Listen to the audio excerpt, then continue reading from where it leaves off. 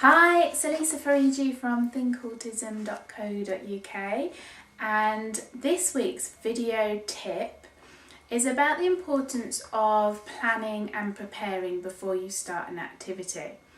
Now, the reasons why we should plan and prepare an activity is really to improve its success, and if you're improving its success, then you're obviously going to make more progress with your own development and also for your child as well.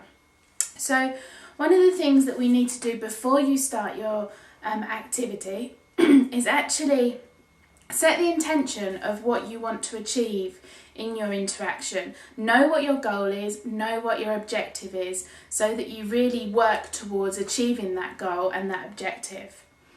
It's really important to consider the very best time to do the activity, to do the interaction, and to interact with your child. If you're choosing times where your child is more likely to be tired, is very stressed, they're not going to be then functioning to their highest potential, and really the activity or the interaction could be wasted, and you're spending a lot of time planning the interaction or even doing the interaction and then wondering why it's not working. So really making sure you're picking the best times when your child is most alert and when you're not exhausted to really give the best to this interaction. The other thing is, and I always talk about communication, but really be mindful of your communication.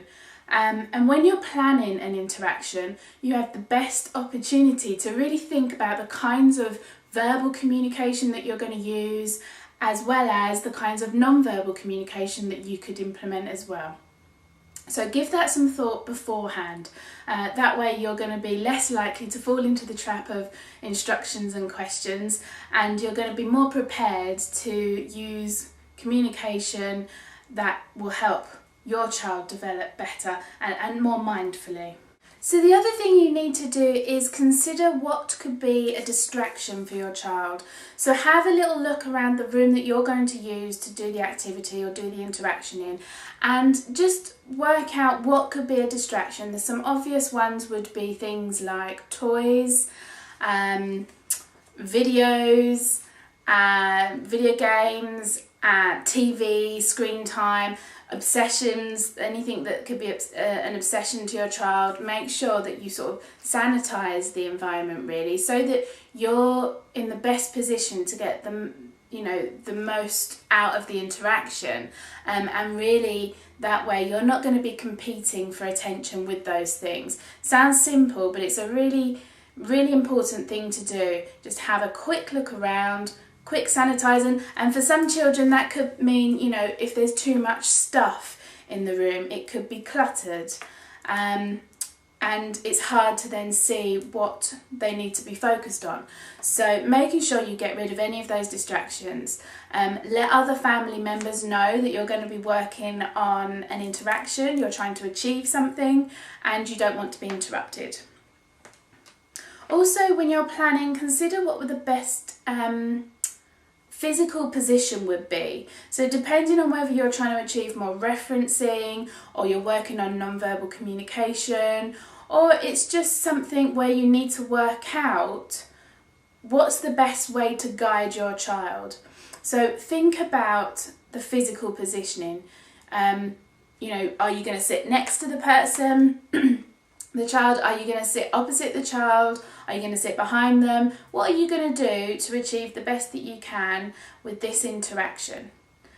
Okay, so that is a few tips on simple planning and preparing for this week.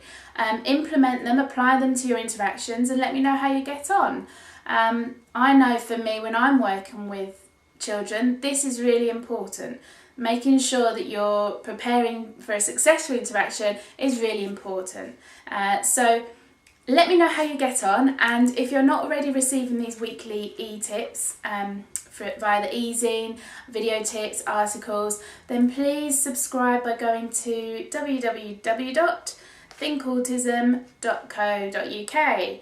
And if you have any questions or something you want to share, then you can do so on my Facebook page or you can email me directly at elisa@thinkautism.co.uk.